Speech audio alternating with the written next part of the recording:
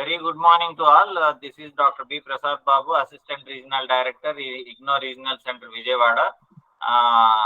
You know that Regional Services Division has identified as a nodal center for conducting the counseling sessions for PGDAB program, RC Vijayawada.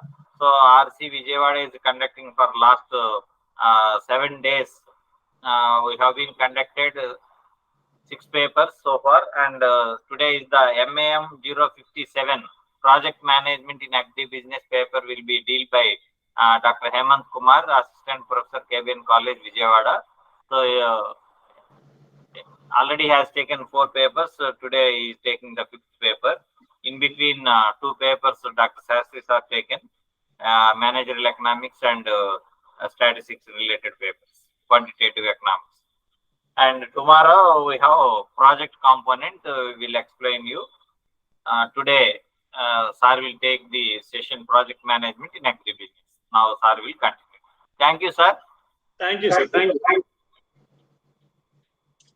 Very good morning, all the participants who have joined in this Google Meet for this next paper on project management in agriculture, which is having with a code of MAM057. So this particular project management in agriculture is being divided into 3 blocks again. So the first block will gives you an overview on project management, and the second block will explains you about project formulation, and block 3 will explain you about project implementation and evaluation. And coming to this first block, in this first block, we have 4 units, which gives you a clear picture about an overview on project management. And the first unit will explain you about the project cost and budgeting. And second unit will explain you about the project preparation and its implementation. And in the unit 1, you are going to cover about the introduction of projects, which means what is meant by project, what are the characteristics required in a project, and what are the elements that a project will include. Okay, see, all these things will be covered in this unit 1 in the block 1, right? So the projects produce specific, unique, tangible, or what you call intangible results, right? So it acts as a catalyst of change by way of meeting new processes or procedures, and even we can make use of some tools or resources and so on into organizations. Thereby, it enables future processes. So therefore, projects are the means to help any organization learn, change, or adapt or improve and adopt new processes, product, or technologies. So the large quantities of scarce resources, both people and money, needed for the purpose must be used effectively. So this particular course is completely designed into, as I mentioned, this course is completely designed into 3 blocks. So block 1 will gives you an overview on project management. Block 2 deals with the project formulation, and block 3 presents the concepts relating to the project implementation and evaluation. So without no time, I'm entering into the block 1, that is project management and overview. So in this project management and overview, this particular first block will consist of 3 units. The first one deals with the concept, characteristics, and types of projects, and it is also going to discuss about the nature of agricultural projects and the phases of a project cycle. And you'll also come to know the meaning of project management and the critical factors associated with project implementation. And the second phase, the second unit, explains you about the concept of project preparation, and it is also going to gives you an idea of various models of project selection. It also discusses the project implementation and also the schedule. Okay, it is also going to describe about the appointment and role and responsibilities of the project manager, right? So the third unit is going to deal with the various components of project cost, and also going to explain to you about how to identify the cost and benefits. So it will help you to understand the concept of social cost and benefit analysis. And moreover, it is also going to help you to understand how to write the feasibility report. See, when you are handling a project, when you are going to start a new project, you have to go for deep study about different feasibilities. So after the completion of all those feasibility studies, we need to prepare a feasibility report. So this third unit will helps you to understand how to write the feasibility report. So these are the three topics which we are going to cover in this first unit. So coming to the unit one, let me give you a clarity about a project. What is meant by a project? A project is nothing but it is an endeavor or an assignment with the uniqueness of doing first time to achieve certain pre-decided goals and deliverabilities with given resources like where we have time, cost, manpower, materials, machinery, okay, like so on, to achieve the predetermined quality as well unforeseen constraints. So that's why a project may be identified with the following features. See, by nature, you can identify the project has uniqueness or not. The project has a pre-decided time framework, and a project has a budget approved by the client and agreed by the project manager. And also, the project is going to help you about to see the resources such as manpower, material, equipment, and are deployed as agreed between the client and project manager or not. And also projects are going to involve elements of risks and uncertainties due to natural calamities or unfavorable environments. And project is generally it's an undertaken to bring beneficial changes as perceived by the clients. So the project, you can also make the project can be defined in different ways also.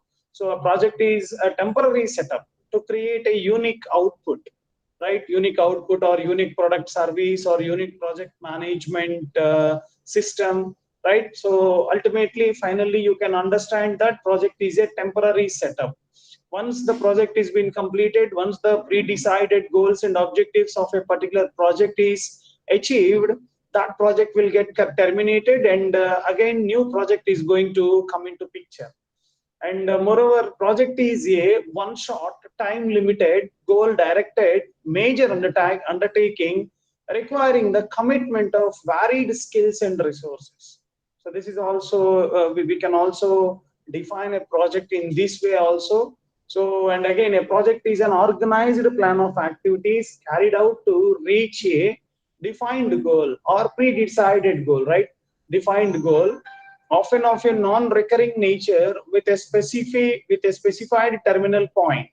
So it is a complete package of time-bound and even scheduled and assembled a package of activities dedicated to the attainment of a specific objectives of successful completion of work on time and within the allotted budget. So in that way, we can also take the budget into a project into consideration. And after that, see, project will have project should have should have a purpose. See, without a purpose, no projects can get started, and projects are completely interdependent. So see, due to its operational requirements, in a project normally interdependencies are observed in different forms normally. So the very unique interdependency exists among three major components of any project, like time, cost, and quality. So due to the interface relationship between them, the project is going to identify its unique interdependence. And moreover, project should have a uniqueness. So this is also one of the characteristics of a work assignment to be called for a project in its uniqueness. So even two projects with the same objective for construction or research, where many activities are repeated, differ in one or the other aspect due to some customization. So one of the important characteristics of a project is also called as customization. So customization is also going to be there, and the project manager operates in an environment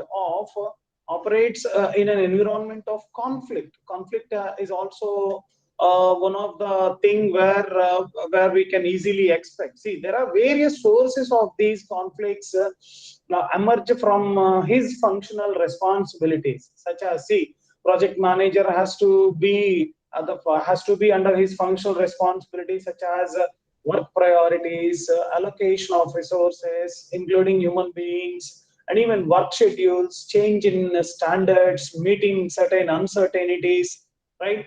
So all these may become major reasons for conflict in the project management. And after that, we have some categories of projects. See, we have some functional areas that requires a projects as a under.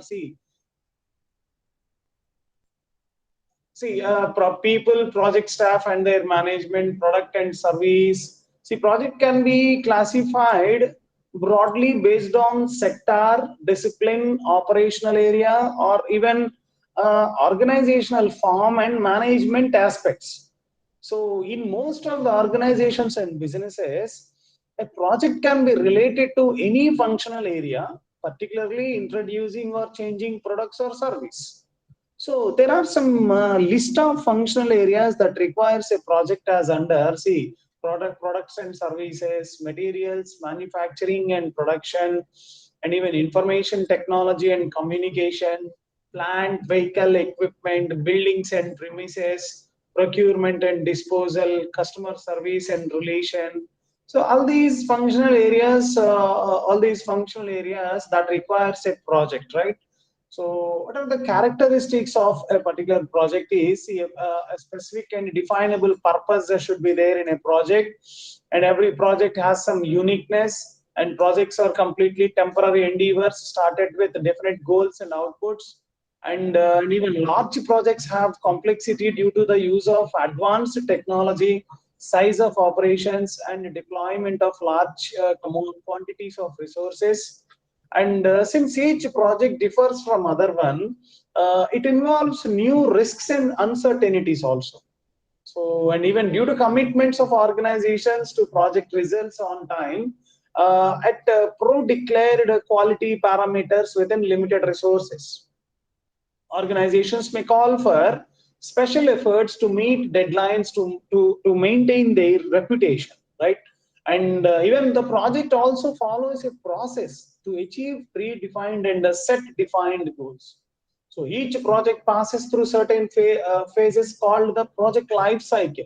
See, there are normally 4 stages in this project life cycle. That is beginning stage, growth stage, maturity stage, and at the end, the fourth one is end of the stage, right? So these 4 stages will be there in the project life cycle, and project requires a variety of skills, resources, and expertise. Hence, the actual work is performed by people from a variety of functional areas employed by contractors and outsiders. So these are some of the some of the characteristics of projects, and normally projects duration is usually predetermined. So within a definite start and termination date specified.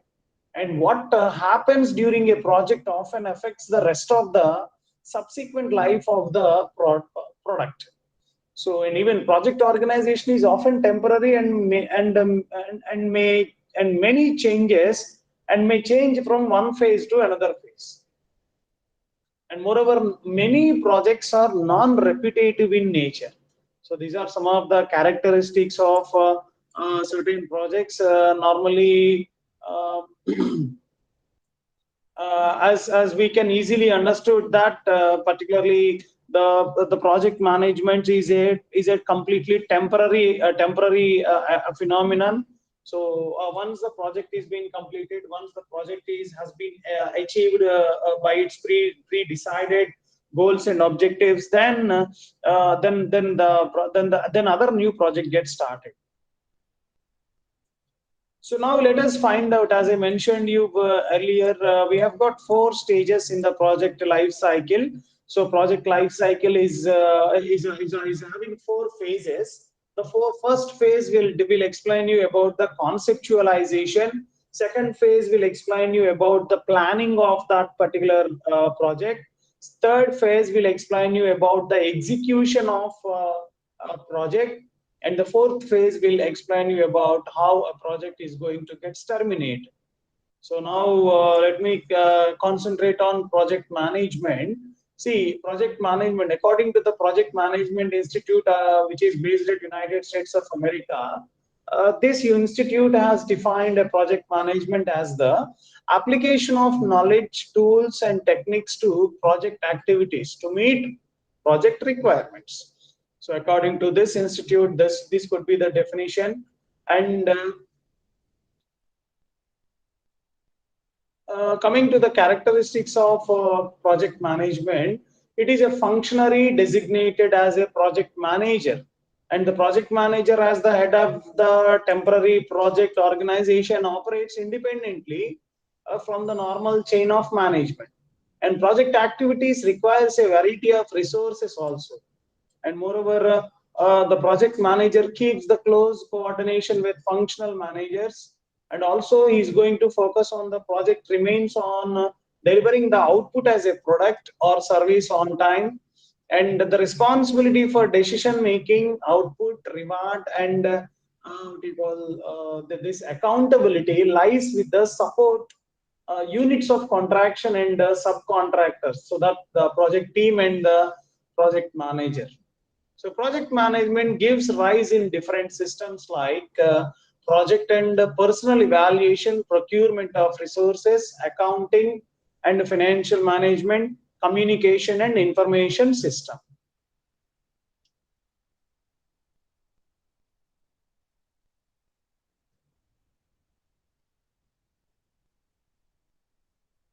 And after that, let us find out how project preparation and implementation goes on.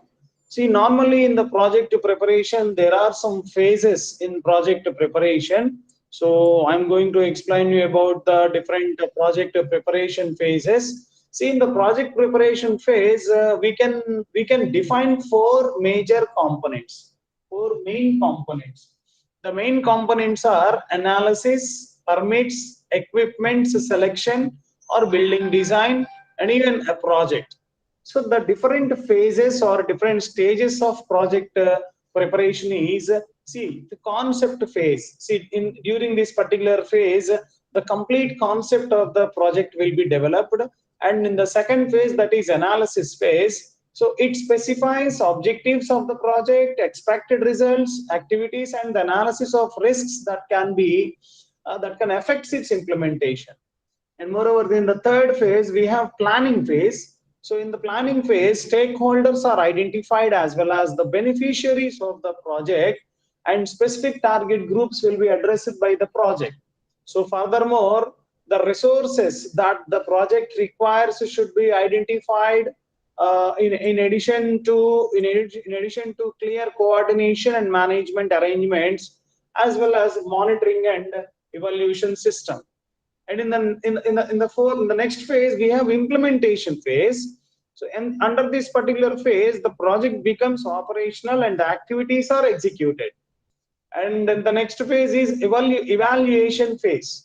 In this evaluation, the implementation of the project activities will be monitored through certain indicators that have been developed during the planning phase. So this evaluation phase is a continuous process that might lead to adjustments before a final evaluation of the termination of the phase of this particular phase.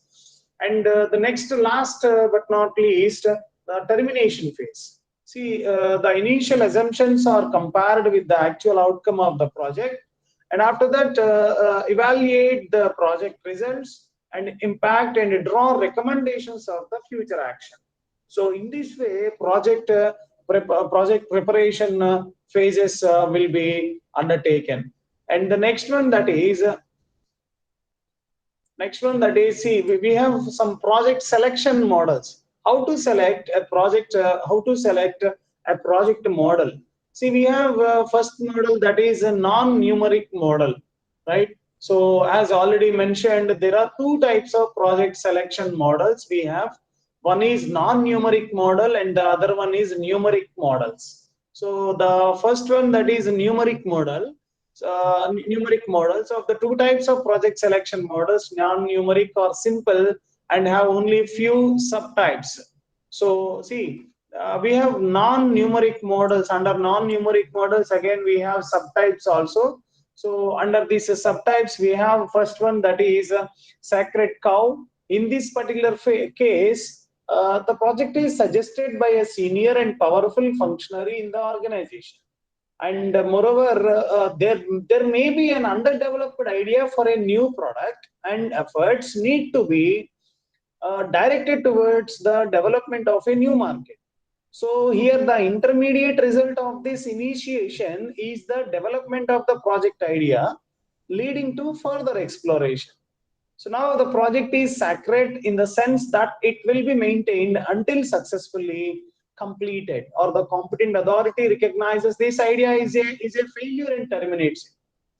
So that is what the first subtype in the non-numeric model. And coming to the second one, that is operational necessity. So the selection of project in this particular model is based on operational necessity. See, I'll explain you this model with an example. See, if a flood is threatening the plant, a project to build a protective dike does not require much formal evaluation. If the project is a must, project costs will have to be examined to make sure that they are kept as low as it is consistent with project success, and the project will be funded, right? So in this way, you can analyze operational necessity. We have competitive necessity to see suppose a company needs any modernization to maintain its competitive position in the market. The decision to undertake the project must be based on a desire to maintain the company's competitive position. So basing on the competition, we are going to take whether non-numeric model has to be implemented or numeric model has to be implemented. And product line extensions, we have comparative benefit model we have under this non-numeric model. And let us find out some numeric models also. So numeric models is also having some subtypes also in this. So under numeric models are of two types based on the criteria of non-discounting and discounting.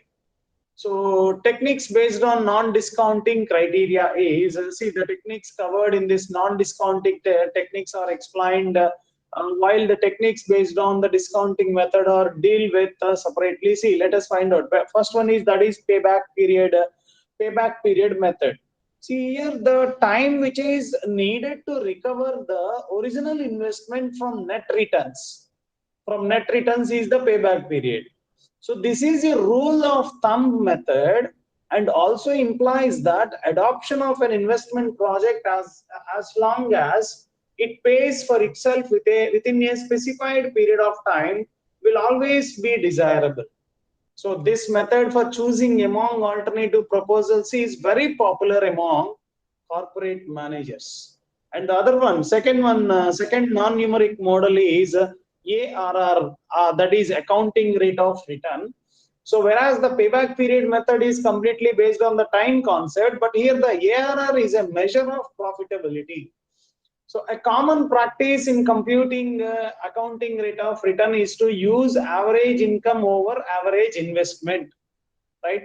So the average income is a simple average of expected benefit from the investment computed after depreciation and taxes.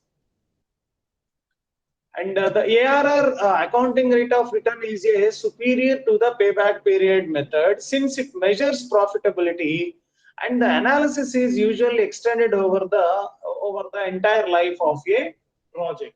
And also it ignores the time value of money and uses accounting income instead of cash inflows. Okay, and now techniques based on discounting cash flows is, first one is time value of money. So this concept of time value of money means that a topic that a rupee received today is more valuable than a rupee to be received, say, a year later. So the underlying assumption here is that it is an economy in which interest and opportunities for investment exist, and the rupees receivable today could be invested to earn money immediately. A rupee to be received 1 year hence could not be invested until it is received. Therefore, it is less valuable than a rupee received today. So that is the reason. For this reason, a differentiation should be made between cash flow received at different points in time. So before adapting cash flows to be received in different points of time, they should be adjusted. So this adjusting process is called as discounting, which is a reserve process of compounding, right? And the next method that is next numerical method is here is net present value method. So net present value concept is completely based on the principle of time value of money.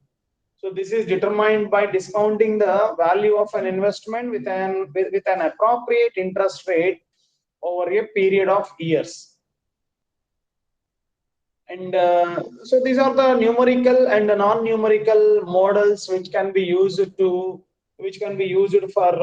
project preparation, for project for the project purposes. And we have some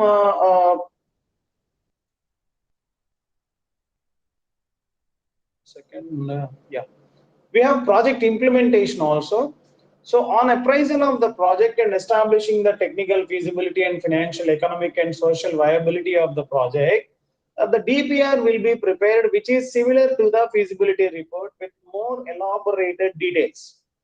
So in addition to the decision-making process of the project based on the appraisal technique, the major components of DPR for execution purpose are the establishment of project organizational structure, project staff, and budgeting of the project. Further, the implementation plan through network analysis like PERT or CPM techniques for time scheduling and resource allocation is prepared. As per the scheduled implementation plan, the actual implementation of the project will be taken up. So while monitoring and reporting the process of implementation, it is very much essential to take stock of the progress of implementation as per the schedule. In case if any deviations, monitoring and reporting will help us to take corrective resources and proceed with further implementation also.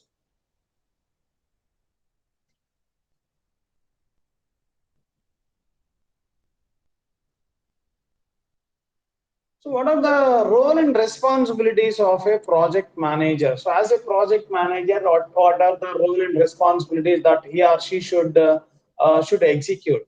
See, it's a crucial role. The crucial role of project manager, who is primarily responsible for the quality of the project, is deliverables and its successful completion is summed up, right? So to succeed the project, to succeed the project, manager must work closely with the project sponsor to ensure that adequate resources are deployed. And even the project manager also has responsibility for planning and ensuring that the project is successfully completed on time within the budget.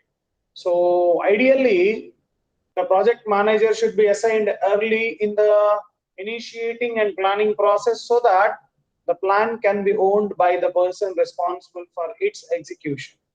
So coming to the responsibilities and role of a project manager is, see, implementing project policies and procedures, and again you need to identify and acquire the required resources through the project sponsor and steering committee. and also he has to maintain sufficient staff, technical proficiencies, and productivities, and providing training whenever it is needed. And also you need to establish and maintain quality in the project. You need to identify and procure tools to be used on the project. So the project manager undertakes some role and responsibilities during different stages of the project. See, in the initiation stage, developing the project statement including success criteria and constraints. After that, you need to go for conducting general cost benefit analysis. And the next one, we have got planning. So developing the detailed project plan and tailoring methodology to reflect the project needs, ensuring that management, users, affected state organizations, and what do you call contractors commits to the project. In the project startup phase, in the project startup stage, the project manager has to finalize project baseline plan, and also the project manager has to assign some resources to the project and assigning work packages, and also project manager has to finalize the project's quality, what type of quality is required in a project. In the project execution phase, the role of a project manager is unique actually. So regularly the project manager has to review the project status, comparing the project to be the actual values and presenting in the steering committee, ensuring that the project plan is updated and approved as needed. And moreover, he has to review the results of QA reviews, means question and answer reviews, participating in the change control board to approve support changes. Moreover, updating the project risk and establishing prevention and mitigation procedures as required.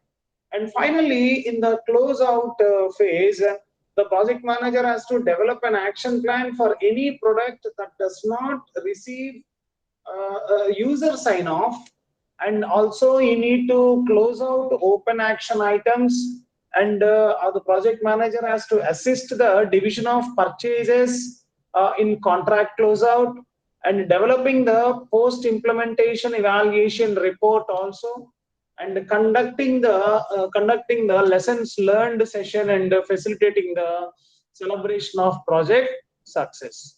So this is how these are some of the role and responsibilities that every project managers has to execute when they are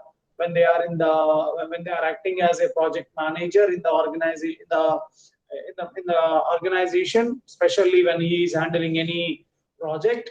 And now let me give you a clarity about how project costs and budgetings will be prepared.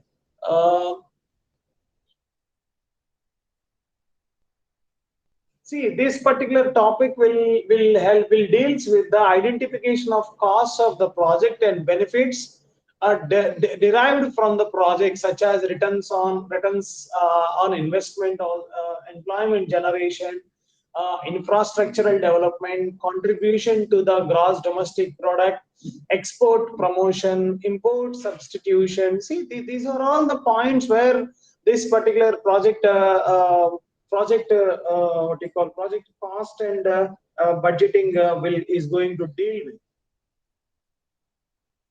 So now let me give you a clarity about what is meant by a project cost. See, project cost is nothing but it is the total outlay on a project.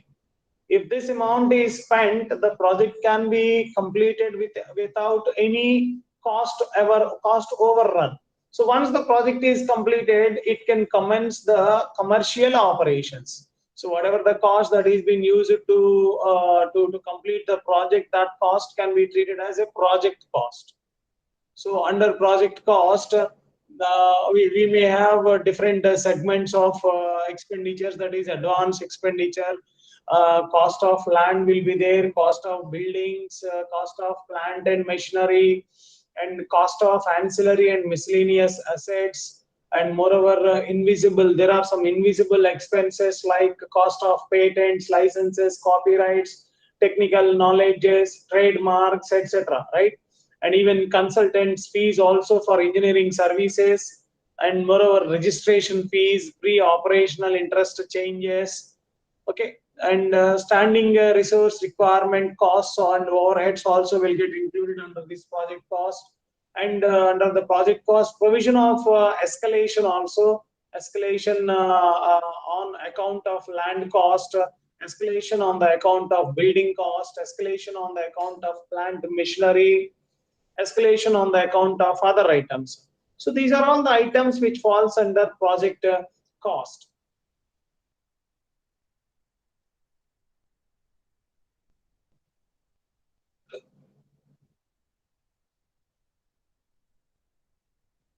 The next one, that is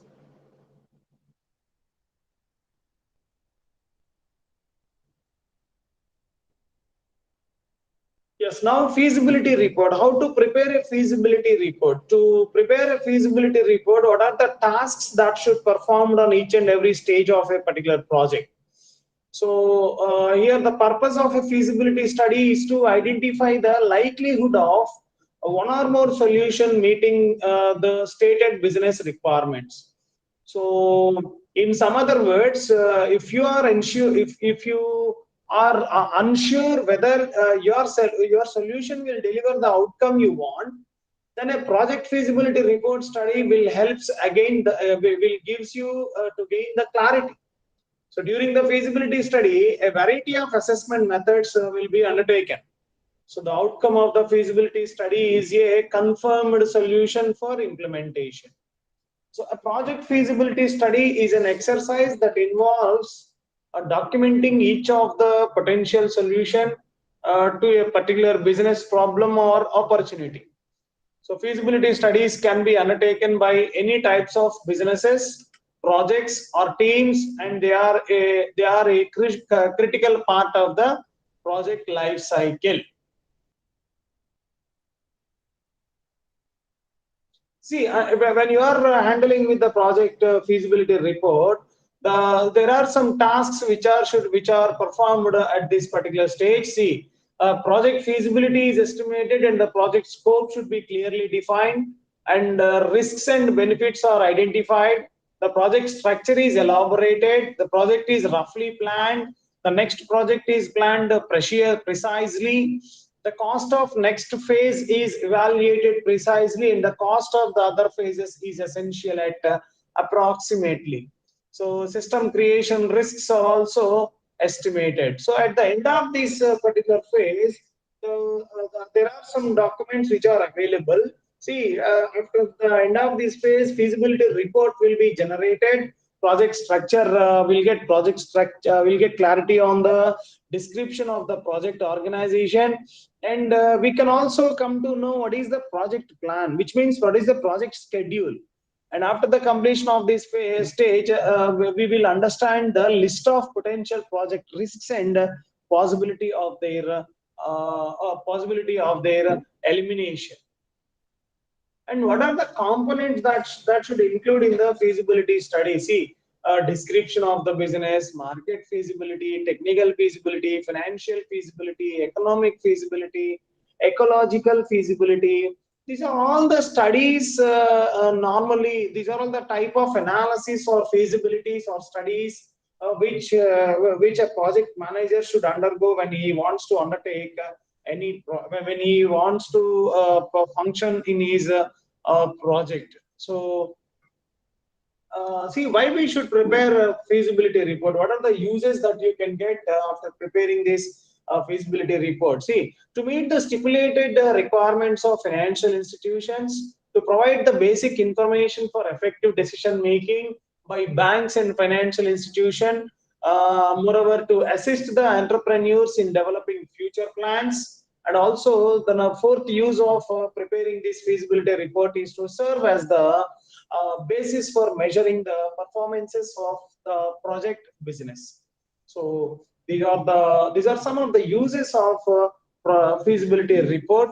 So a typical feasibility report format is I'm going to explain you about a typical project, typical feasibility report now.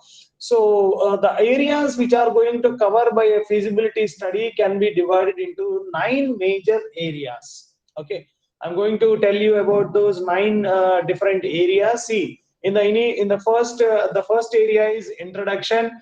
The second area is description of the business. The third area is market consideration, or you can treat it as a preliminary evaluation. And moreover, you have to you have to add you have to add management team as a as a element in the typical feasibility report. And you need to mention about technical specifications and production plan in your feasibility report. And also you need to give an overview of marketing plans on your feasibility report. And you need to mention the examination of critical risks and problems in your feasibility report. Financial and economic plans also have to be discussed in this feasibility report. Finally, evaluation and conclusion that should be mentioned in your feasibility report. So these are some of the elements which we should include when you are preparing a feasibility report. So these 9 contents should be present in the feasibility report, so that the bankers or even sometimes the government also gets satisfied if they want to assist them in any one of the manner. And now I'm going to start with the budgeting process and how the budgeting processes should be prepared. See, the kickoff meeting, the first meeting of people from all departments concerned with budgeting is to discuss about the world breakdown schedule, that you can call it in short it as WBS, for providing dependable estimates. So this meeting may be followed by several other meetings for clarity and follow-up action. And moreover, when you are going for preparing budgeting process, the second step is to go for estimation of labor requirements, and third one, that is estimation of overheads, and the next one, that is estimation of material and support services. Finally, pricing the project. So this is how the budgeting process can be prepared. These are the steps which are included in the preparation of a budget. Now let us find out what are the different types of budgeting processes. We have top down and bottom up approaches. So based on the impacts, inputs required and accuracy, we have segregated different types of budgeting processes. That is first one, that is based on top down or bottom up, the world breakdown structure. So top down budgeting, in this particular process, the amount of resources to be allocated to the project as a whole is first estimated by the top level people in the organization. Their estimates is given to their intermediate subordinates to be broken down into individual tasks and their costs. People at each level at the same unit, same, until it reaches the last level of the organization, at which level of the project is broken down to the smallest tasks possible. So see, the reason for doing all these things, all these breakdowns is, see, we have an advantage actually. The one advantage of this method is that the overall budget constraint is fixed on the top level, and only essential activities will be funded. We have a disadvantage also under this top-down approach. That is, the disadvantage is that higher level executive may not like the lower level employees revising the figures.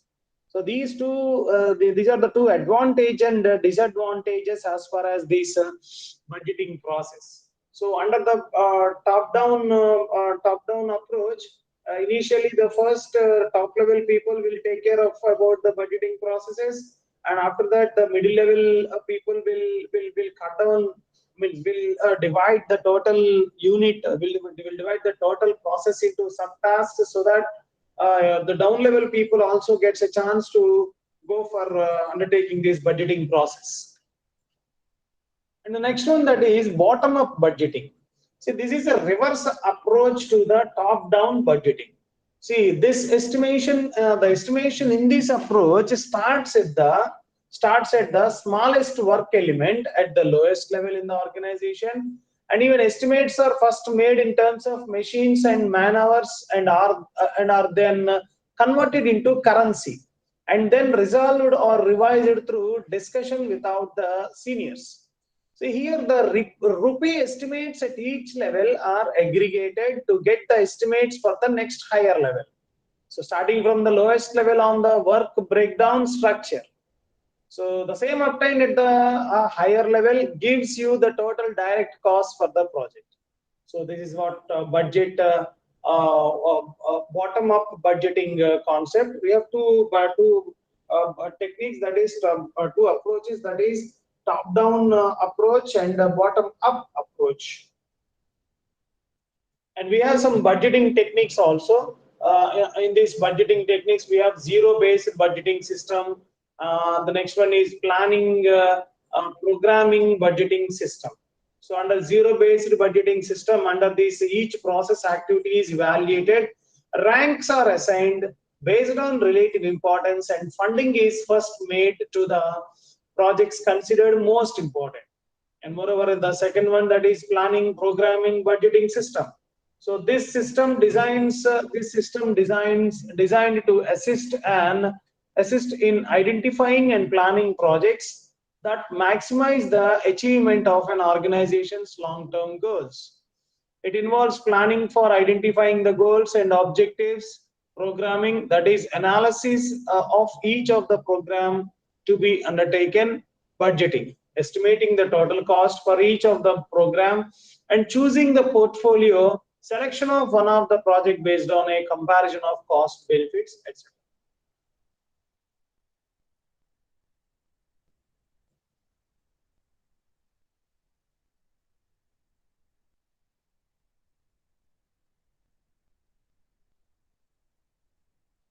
So this is how normally budgeting processes will be take care of when a new project is going to undertake. So this is how project budgeting, moreover, project budgeting, project preparation and implementations, and the projects will be undertaken in the initial stage. And the second stage, I am going to cover you about the project formulation. So in this project formulation, again, the total syllabus is being divided completely is divided into different parts. So that is, see, we have got nearly 1, 2, 3, 4, 5 units we have under this project formulation. So under project formulation, we are going to discuss about the participatory rural appraisal and the rapid rural appraisal. And after that, we have project planning, and under project planning, it is going to describe the concept, method, and importance of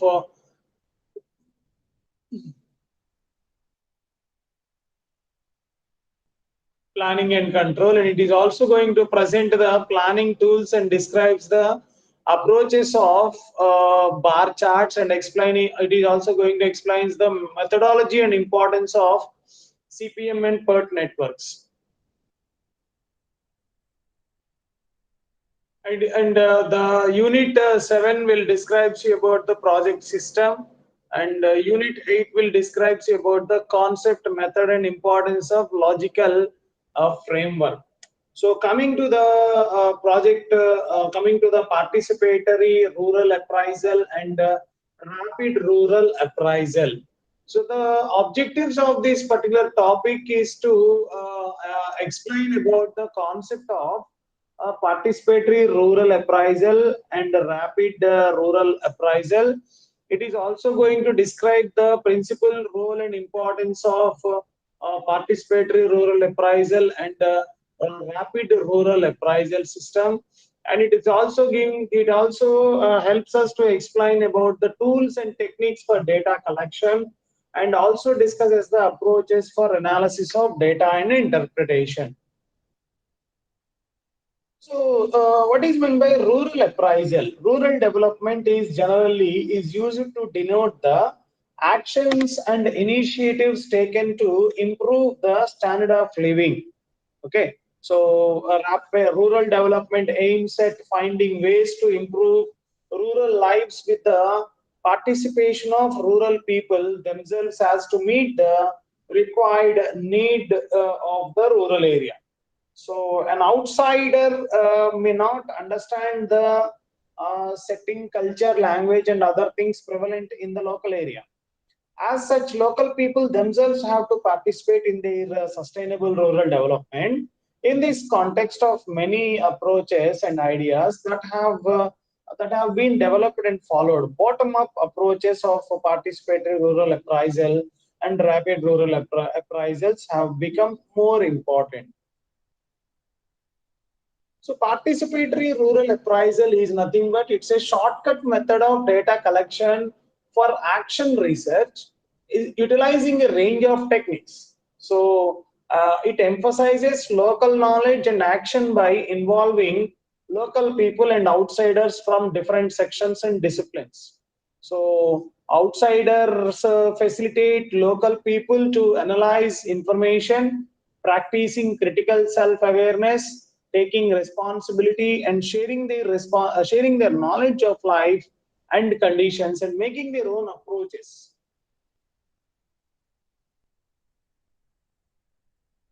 And also, participation is concerned with the organized efforts to increase control over resources and regulate institutions in the given social situations on the part of groups and movements of those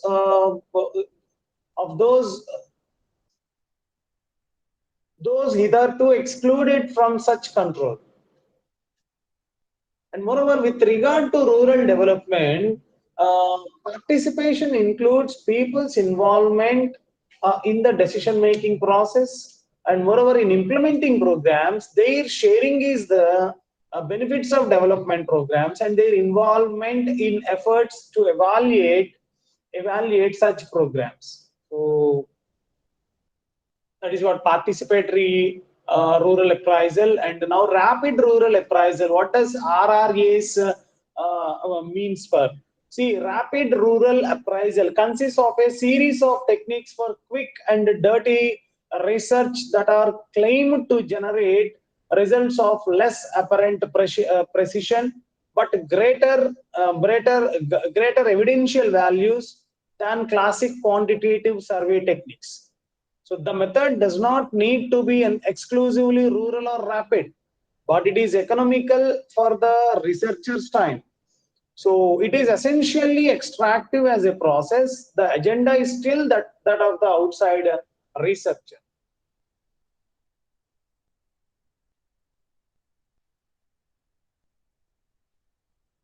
See, the principles of participatory rural appraisal is, see, using optimal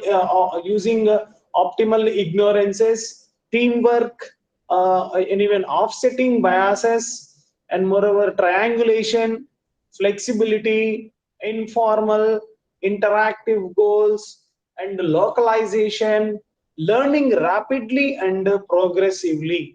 So these are some of the PRA principles. PRA in the sense participatory rural appraisal. And coming to the tools and techniques of these PRAs, we have group dynamics, sampling, interviewing, visualization. When the data is going to be collected through the people, these methods, these techniques will be used, these tools will be used to have participatory rural appraisal. So coming to the advantages of PRAs, identification of genuine priorities of the target group, and moreover devolution of management responsibilities, motivation and mobilization of local development workers, moreover use of local resources, mobilization of community resources, more sustainable development and activities. Coming to the limitations of these PRAs, What are the limitations? Availability of a number of specialists in different disciplines and team building with the local people may be the problem. Okay, and moreover, uh, changing attitudes towards rural people in order to be willing to learn from them and to appreciate the importance of their participation in decision making. And moreover, lack of suitable accommodation, inadequate funds may not be possible to cover several villages in one season. So, moreover, this is about PRAs and rapid rural appraisals.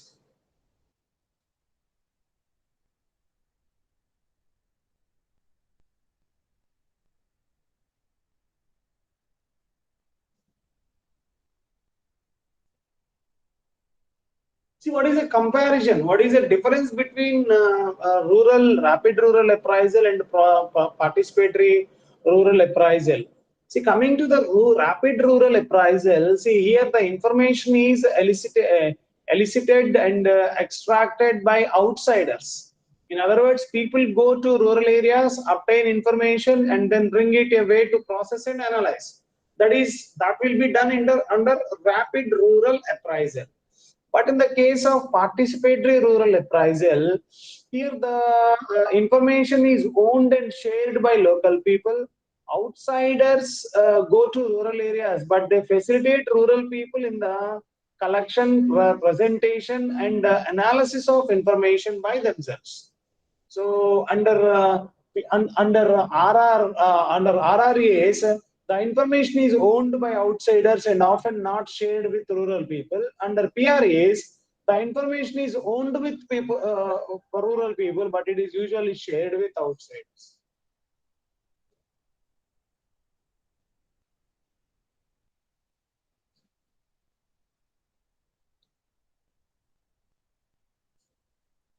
See, there are some tools and techniques for collection of data here. So when you are when the collection process, when the data collection of data or information is going on, here the semi-structured interviews will be conducted, participatory mapping will be conducted, and moreover transact walk and direct observations will be done. And moreover, when diagrams also gets prepared when you are collecting the data, and seasonal calendars and activity profiles will be there in the collection of data. Wealth ranking, historical profile, matrices, tools specifying useful in planning, community action plan. So these are the various tools and techniques used for collection of data or information.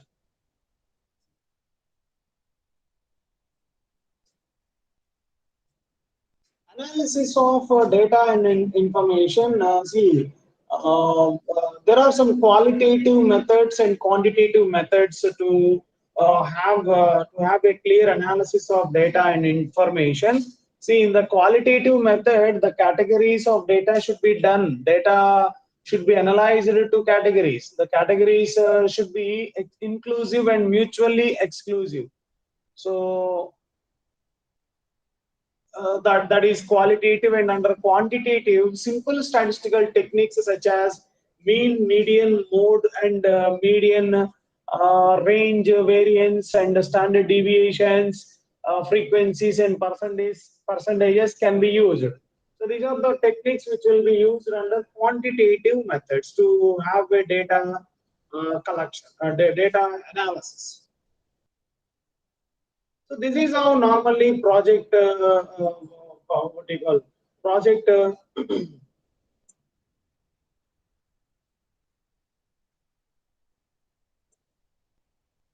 this is how normally project, what is that, participatory rural appraisals and rural, rapid rural appraisals will be done. So these are, then we have seen some of the methods for collecting the data, some of the tools and techniques for analyzing and interpreting the data.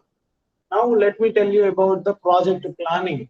So what is meant by, what is the concept of project planning? What is the project planning process? Okay, we are going to cover all those things. So Planning is broadly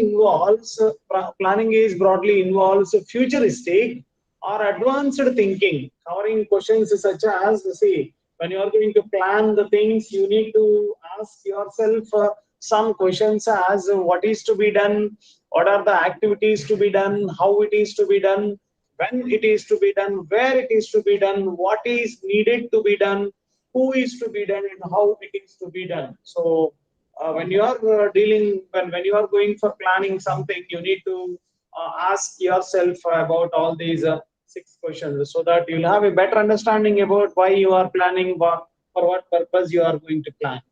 And under project planning, see, the project plan provides the framework for execution of all project activities, keeping in view the relationships and interdependence of activities.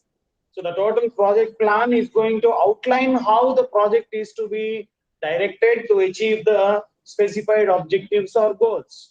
And also it is going to specify, say, predetermined and committed courses of action based on decisions made with the current knowledge and estimated future period.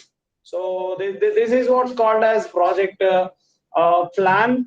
And under project planning process, see, how normally project plan goes on. We have a certain process regarding this project planning.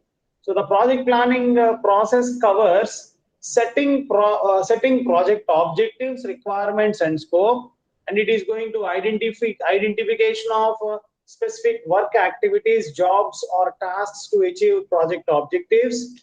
And it is also going to helps you to go for preparation of a project organization, showing the times of work activities.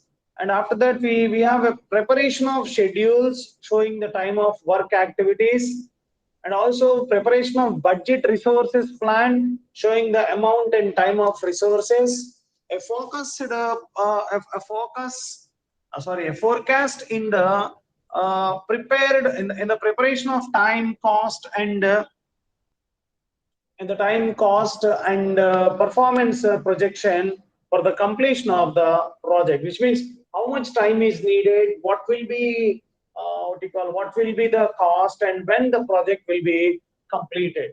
So these are the points which the project plan is going to cover about. And what are the essentials of project planning? When you are going to plan for a project, what are the essentials for planning? See, planning is the project plan is completely an objective oriented. Project planning is an intellectual process. Project planning is all about pervasive in nature. Project plan precedes all management functions. Project planning is a continuous process and it is more flexible in nature, and it is planning is towards efficiency, and planning provides for coordination and cohesive decision making. So this is how project planning essentials we have. And under project planning steps, what are the steps involved in the project planning? See, initially, SWOT analysis has to be undergone, like strengths, weaknesses, opportunities, and threats will be taken into consideration when you are going for project planning. And after that, establishing and preparing the project objectives to be met. And we are going to the third step that is in the project planning process is establishing planning premises, and after that identification of alternatives, evaluation of alternatives, finding a course of action, finally preparation of action plan covering various components of the proposed project. So these are the steps that are involved in the project planning.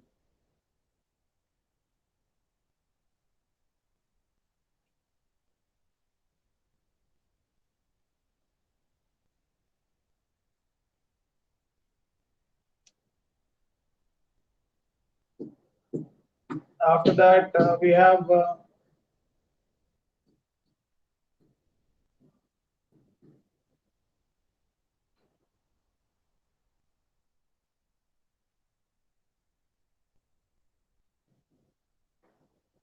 Now, I'm going to give you about what are the planning tools which are required for going for planning a project. So I'm going to cover all those things. See, in the previous topic, we examined the importance of planning in the overall perspective of project management. From concept to commissioning, planning provides the roadmap. So it gives direction on how to go ahead and where to go. So a project needs to be developed and delivered under certain constraints. So traditionally, these constraints have been listed as scope, time, and cost. These are also referred to as project management triangle, where each side represents a constraint. One side of the triangle cannot be changed without affecting the other. So a further refinement of the constraint separates product quality or performance from the scope and turns quality into a fourth constraint.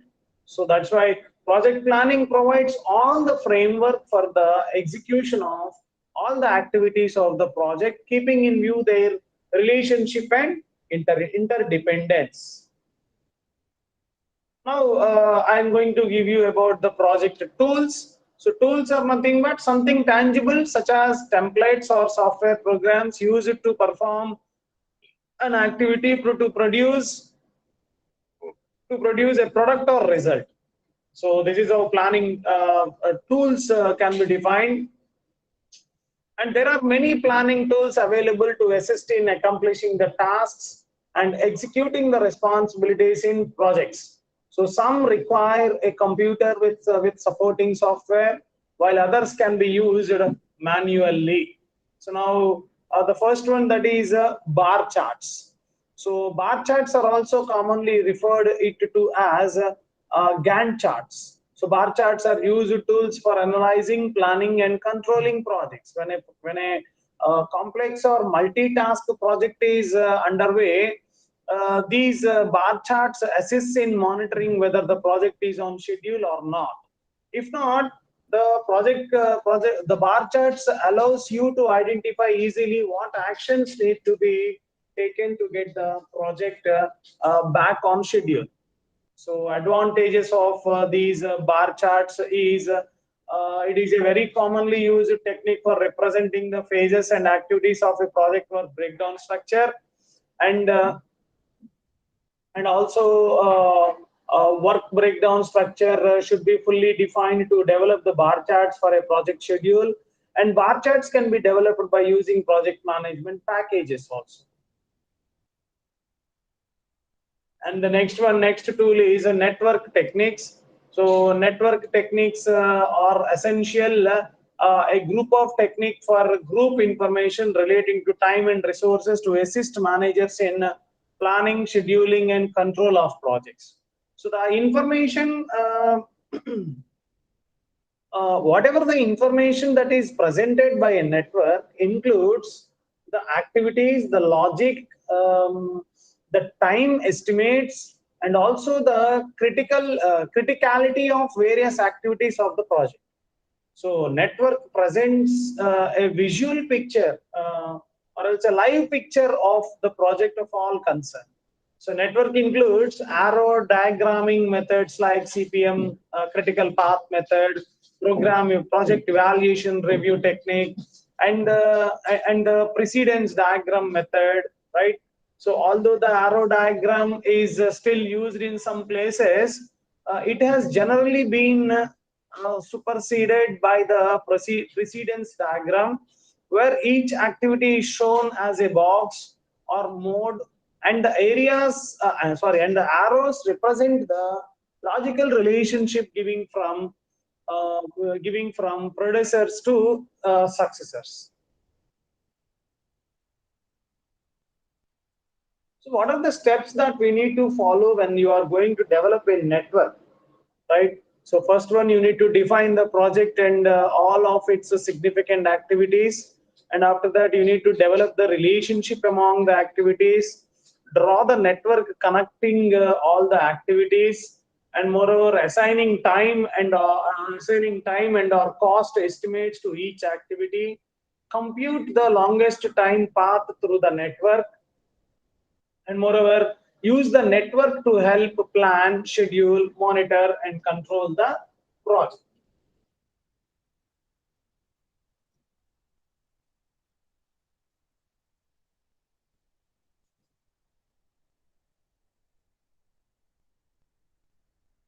So this is about networking concept.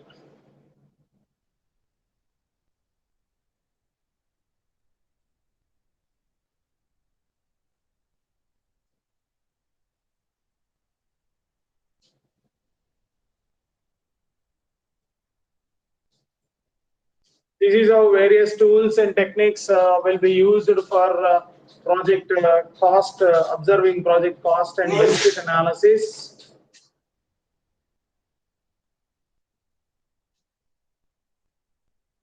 So coming to the next one, coming to project scheduling. So project scheduling can be explained as, see, project planning networks provides the overall time frame of project activities. From the networks, the project schedules are prepared. Okay, so project schedule and resource allocations are interlinked. So everyone involved in a project is affected by the schedule, and it is critical for the successful completion of the project. The project manager uses the schedule to assign tasks, set deadlines, and determine what resources are needed. So the schedule that is used for tracking the progress of your team and provides you the guidance for changes. So a project schedule is a useful planning and communicational tool for monitoring and reporting the progress of a project. So during the project life cycle, different schedules may be needed for different purposes and stakeholders. So project schedules are categorized as time constrained and resource constrained. In time constrained schedule, time is critical and resource utilizations needs to be optimized with this constraint. Here, the non-critical activities only can be postponed for effective resource utilization, and critical activities should not be disturbed. In the resource constraint, scheduling resource availability is crucial, and if needed, the project duration can be extended by postponing the schedule for even critical activities.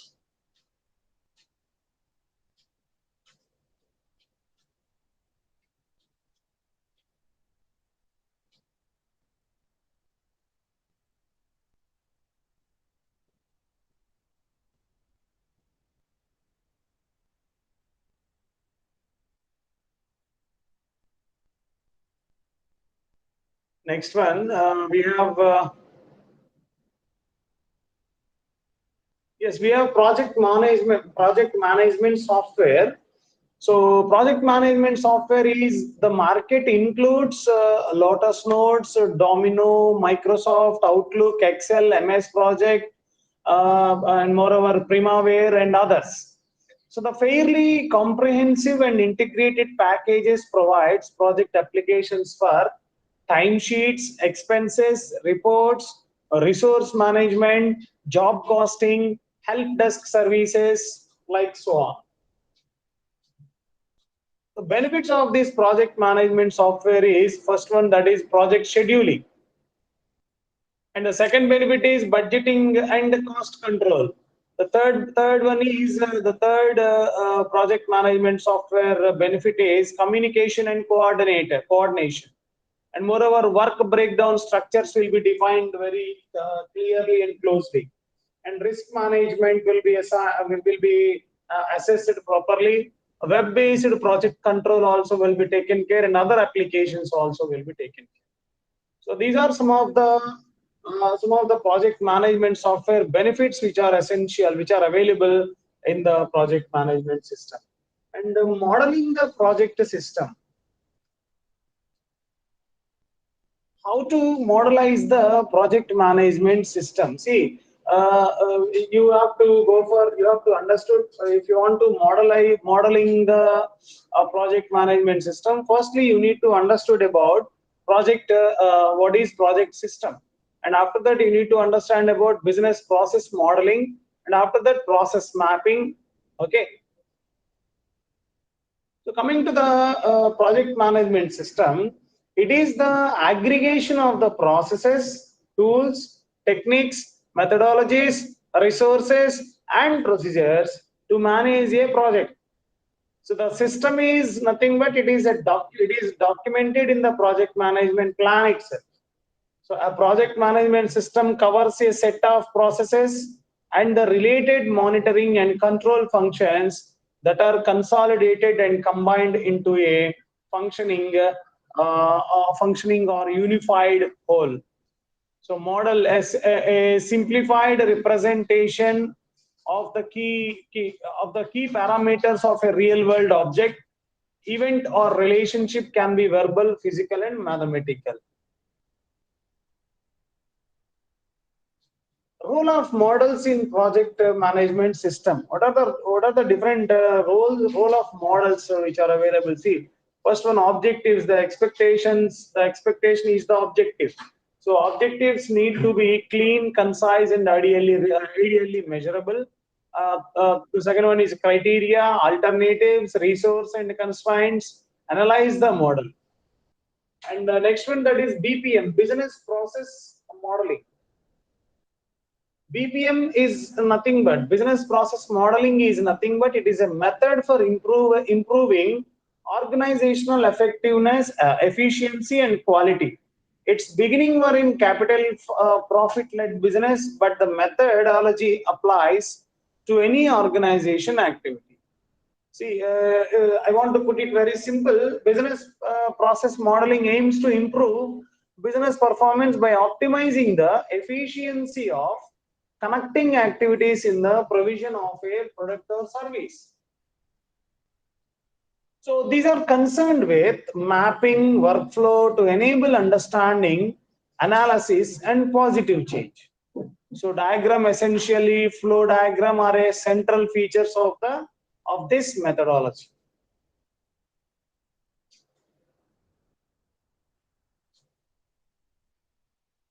Coming to process mapping, process mapping is also known as business process mapping. It is used for documenting all the processes in the businesses and showing the relationship between them. So this provides a comprehensive visual overview of the process in an organization. So what is meant by a process? See, a set of interrelated actions and activities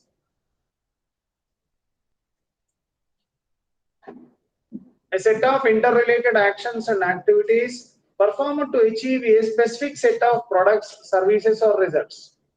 A process covers or transforms inputs into outputs. What is the need for process mapping is, see, you can visually represent the work process, and also you can identify problem areas and opportunities for process improvement, and you can also provide a common understanding of the entire process and specify specific roles and contributions of process participants. And before you can improve a process, you must understand it. So process maps are good for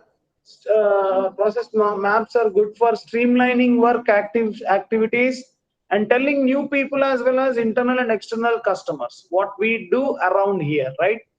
And helping in the effort to reduce cycle time, avoid network, eliminate some inspections or quality control steps, and prevent errors. And process maps are a great problem solving tool. So it helps us to determine what is the problem and what it is not, right? And the process can be utilized through system map, block diagram. You can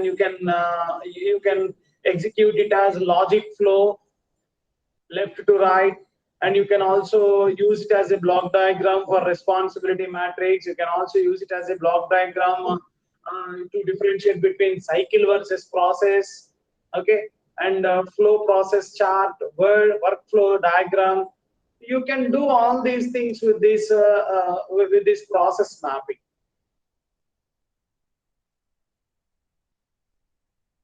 So that is about process mapping.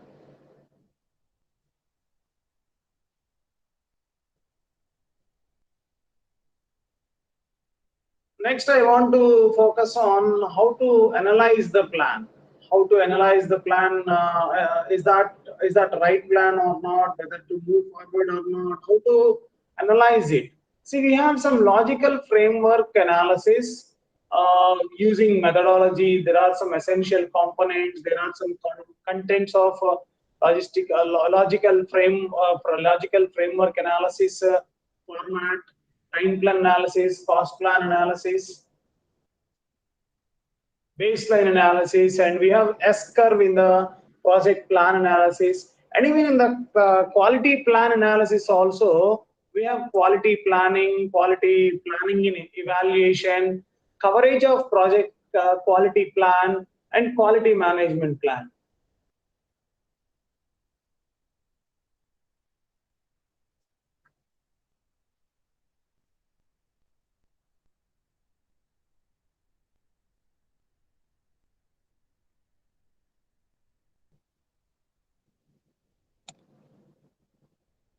And moreover, we have some strategies also regarding to this investment decisions. The strategic investment decisions, we have some limitations of traditional investment appraisal, problems in investment decisions, strategic investment appraisal techniques also. If you can go through your material, then definitely you can easily understand whatever all the strategies that are available under this analysis of a plan. After that, we have got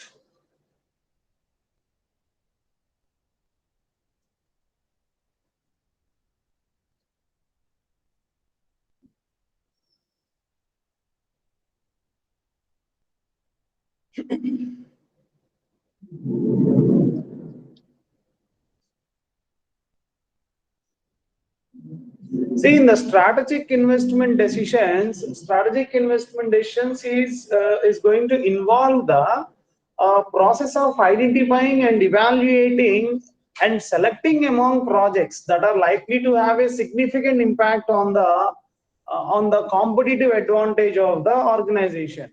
If the investment decision proves successful, the firm maps major strategic and operational advantages. On the other hand, it should the decision for wrong, either an important opportunity is forever lost or it has wasted substantial resources by investing in a wrong project. So that's the reason why strategic investment decision making has all the elements of a classic cost benefit analysis.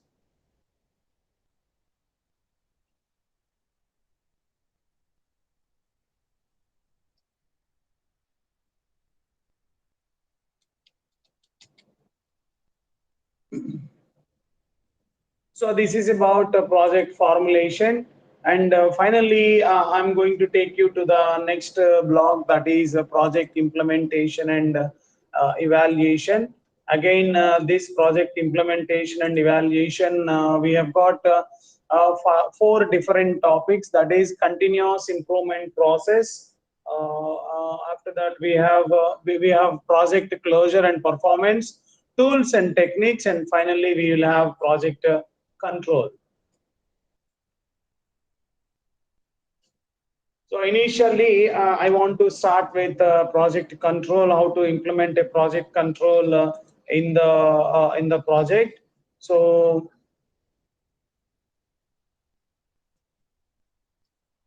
firstly, let me focus on project control. Why project control is needed? Okay, why project control is why project should be controlled. See, monitoring and control a feedback process. So when you are monitoring, you need to go for measurement and you need to go for performance analysis. And when you are going to control, you need to observe the different kinds of actions that is been undertaken under a project, and you need to see what are the revised plans, or what are the amount of cash flows that are there, and what are the different schedules which are available in this project control. So what are the, what is the process of control? See, basing on the dimensions of control, you are going to measure the scope of control, and you are going to measure, see the changes in the control, and also you are going to point out about the cost control, and you need to go for schedule control also in the dimensions of the controlling area. So, in order to identify variances in time frame, the schedule should be updated periodically throughout the life of the project. As I mentioned you earlier, the project life cycle will have 4 different phases. So, the total phases will be updated periodically throughout the life of the project. So, usually this is a once a month occurrence with a distribution of the results to all involved parties. So after each update, all parties should ask themselves the following questions are like, what are we now? What are we now? Why are we here? And what should we do about it? So as a project nears completion, the focus of scheduling changes from completion of construction by area to completion by system or phased operational needs. So that's why project should be controlled at scheduling phase also. You need to see, you need to go for having some team control, risk response control, and also you need to go for having quality control, performance control. Okay, all these things should be controlled perfectly. And what are the controlling parameters, and or why we need to control the project? See, unexpected technical problems can be easily avoided if you can have a control on your project, and also you can reduce the delay in raising the required financial resources, and also you can change in your project scope if you can identify and if you can implement a control on your project. And you can also have an inadequate you can reduce the inadequate initial budget related problems. And you can also go for having new technological breakthroughs after the commencement of the project. And you can also avoid the delay in key task executions, and you can also reduce the incorrect task sequencings, right? So if you have a project control, you can avoid all these things. And how can you control your project? Is there are any methods to control the project? You see, we have got three main project controlling methods, that is namely pre-action or prevention controls. The second one is concurrent controls, and the third one is post-action controls. So pre-action prevention control. In this particular type of control, project management wisely anticipates problems and enforces required controls so that deviations are prevented. And in the second one, concurrent control, in this control of this method of control is exercised after the project activities have commenced. So most of these are steering controls. So for example, if any conflicts arise between team members and are instantly solved in a special meeting, an activity in a sequential process is delayed, and a correction is applied before its effect is escalated, and so on. So the third one, that is a post-action control. So these controls take into consideration that the end results of the project. In a sense, these are futuristic actually, right? So what are the how to design a perfect control system? If you want to define a perfect control system, you need to define tasking, the control parameters of the project, what to control, time, what time cost or performance, defining the acceptable level of variation, and moreover you can go for measurement of control parameters. You can record the progress of your controlling system. You can go for providing feedback to the project team, as well as instituting corrective action where required. So this is the way to design the proper perfect control system. And moreover,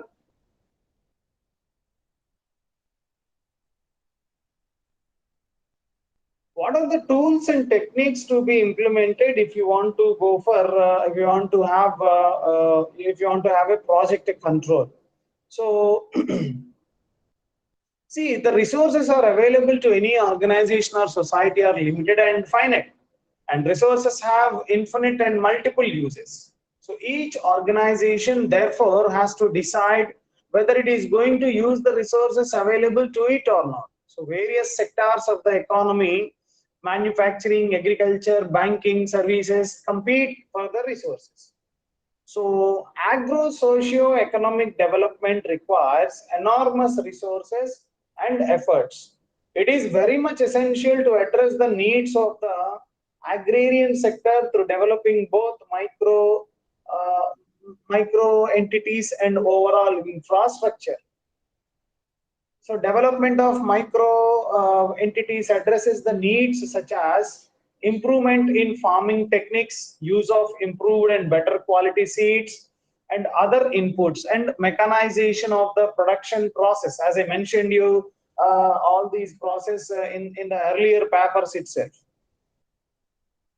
See here the question is, how do we select the best project?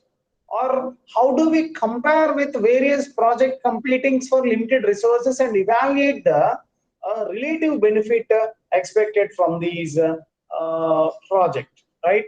So in this particular topic, we will study about the evaluation techniques used for the financial and economical appraisals of agrarian projects. So coming to the objectives of project appraisal, see the fundamental objectives of project appraisals are to determine the future expected contribution of various competing projects, and moreover to determine various costs associated with proposed actions, to design a conceptual framework that helps in monitoring and evaluation of action, and also it is going to help you about the rational allocation of resources among competing projects. So there are some economic and financial appraisal techniques. So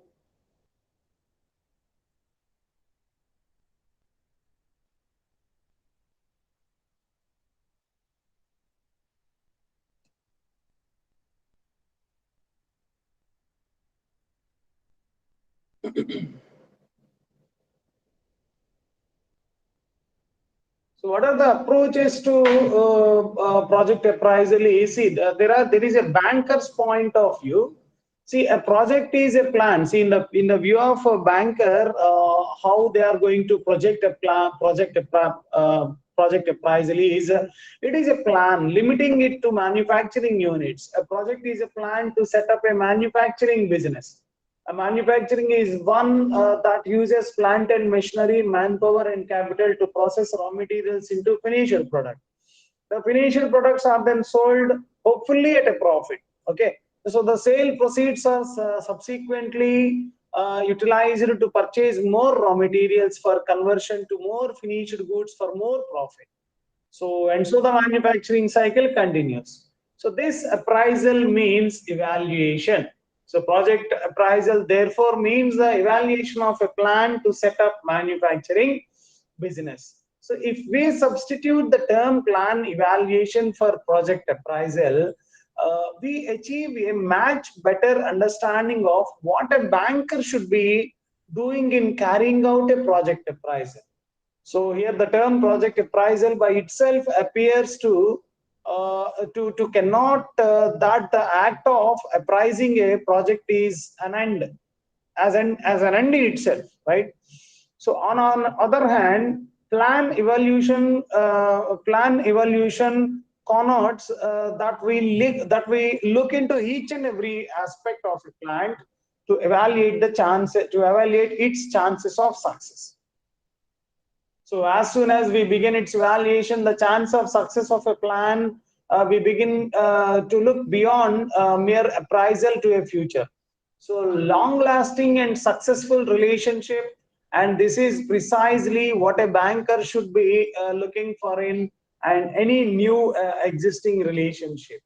So now, let me tell you about the format of project appraisal report.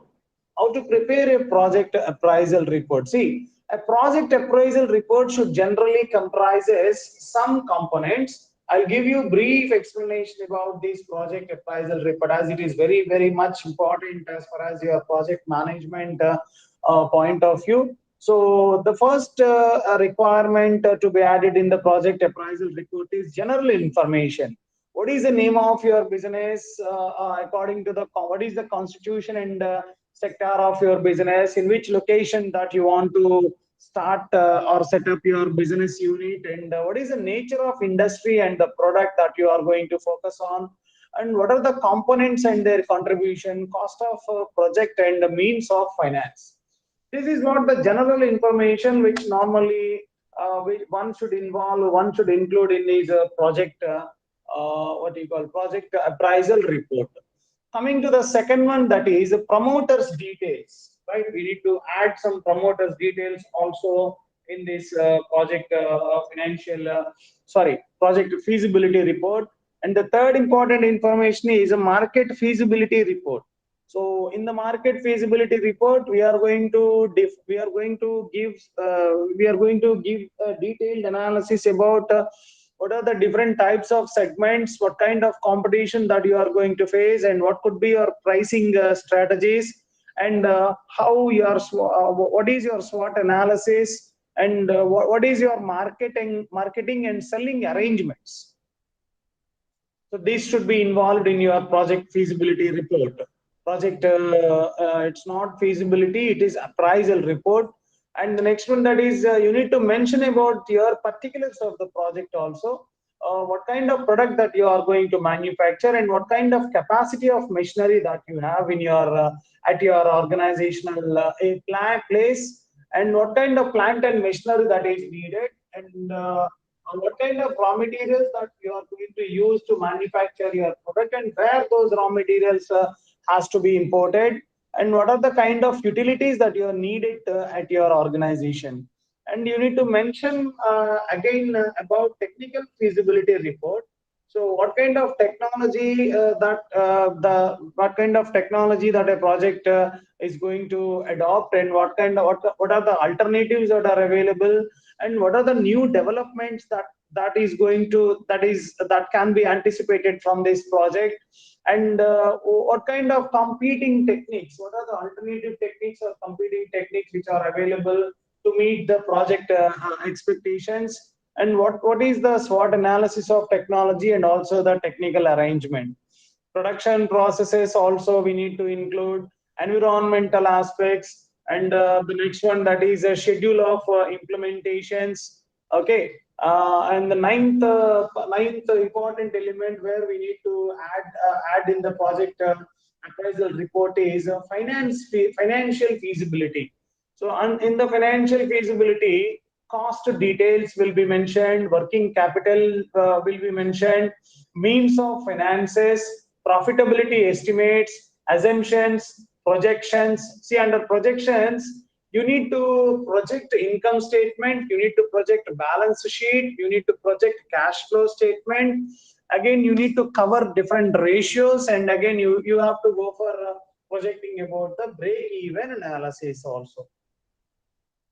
And moreover, what are the economic considerations that will be taken into, or the economic considerations also should be taken into account when you are going for any project-related appraisal report. And finally, you need to mention about depreciation schedules. You need to mention about repayment, interest schedules of the term loans and bank finances. And you need to mention about the working capital and the marginal money for working capital schedule. And moreover, tax computations, details of plant and machinery, requirement of skilled and unskilled labor, cost of project details.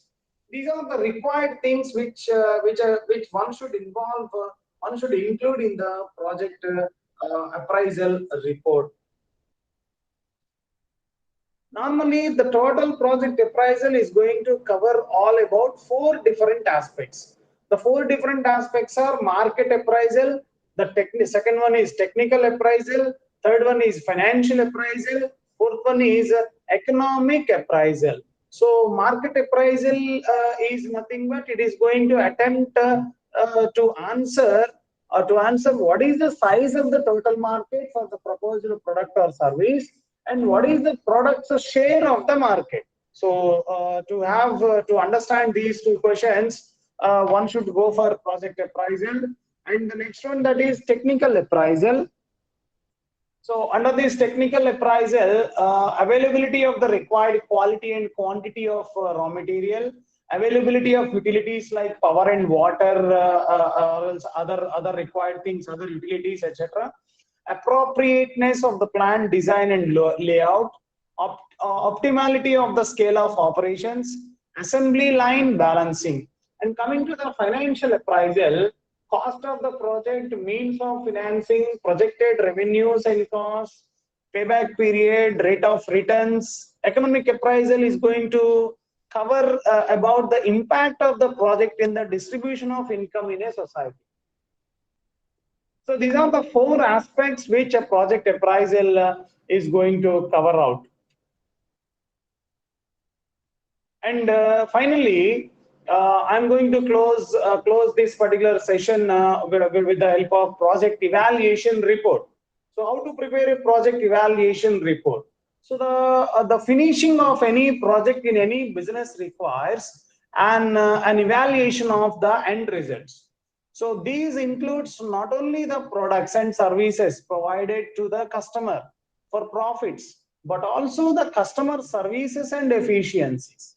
So in addition to the customer's overall satisfaction, the company wants to know if the method of execution was timely and fruitfully for all members of the team. So these findings are often summarized in a written project evaluation submitted to upper management by lower management team leaders or by collaboration from several team members. So I'm going to give you some steps in the project evaluation report. So in the step 1, you need to create an outline before putting pen to paper for a rough draft of the report. So divide your total paper into 4 segments. In the first section, you need to mention about, you need to write notes about the finished product, answer questions such as, did you deliver the finished product on time? Did you prototype work? Did your product meet as specifications? Did you do all procedures legally? Was all paperwork filled out properly and submitted on time? See, this is the step 1 procedure one should undergo when he is going to prepare project evaluation report. In the second section, write down notes about customer relations. Were they satisfied with your product? Were they satisfied with your product? Did you finish ahead of schedule or on time or late? Did your customers know the members working on their projects? And moreover, did the customers need to call for updates or were they given regularly? This is not the step 2 that we need to take care when we are going to prepare project evaluation report. And in the step 3, we have to write down the notes about the team and individual performances. So you need to question yourself about, did all the members of the team share works equally? Did all members attend all the meetings or not? And moreover, did members take initiative or not? Did this group of team members work well together, and should they be recommended for future projects together or not? And in the step 4, in the step 4, we need to write down notes about the project summary. Was it truly successful? What could be improved? What did the customer ask for and was not delivered? And what constraints held you back? So this is what the step 4, when you have to take into consideration when you are going for preparing a project evaluation report. And in the step 5, last step, that is, you need to construct a rough draft of the report, and also you need to refer to the notes that you wrote down in step 1 through 4. Before submitting the project report, you need to edit wherever and whenever it is needed. Add some graphs and eye-catching charts to bring the reader's attention to any figure showing progress or success. So this is how normally project evaluation reports can be prepared. So, and finally, product closure and project closure and performance. So projects are expected to be closed on completion. So at times projects are abandoned due to resource constraints or a shift in the management focus. So it is also likely that the project is not abandoned, but it is executed with it is modified scope or compared to what was originally envisaged during the project definite phase. So one should take specific. Finally, I want to code you some steps which helps you to get involved in the project closure. See, initially you need to see project documentation. You need to go for closure of project accounts, and after that, preparation of financial project completion reports. As I mentioned earlier, what are the feasibility studies that you need to go for when you are preparing a project, and after feasibility reports should be prepared. Even project evaluation reports also have to be mentioned, and even I have coded some steps to prepare, steps to undergo when you are going for project evaluation report. And finally, you need to go for project review, and after that, redeployment of project staff.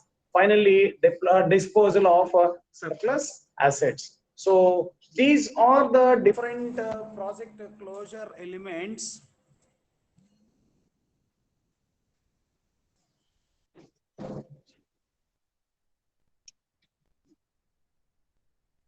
So these are the different project closure elements which can be seen in the final phase.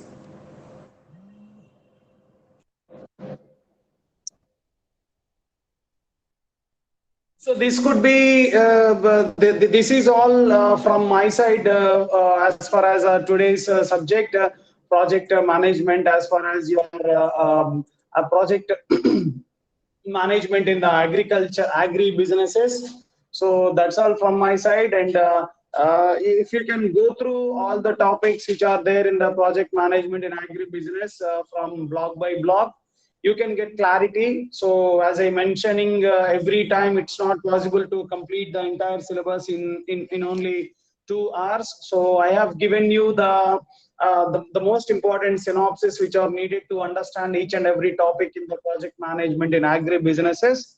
So this is all from my side. So thanking you for giving me this opportunity to act as an academic counselor for IGNOU University. And I also thank to the regional director and assistant regional director of IGNOU University from Vijayawada Center.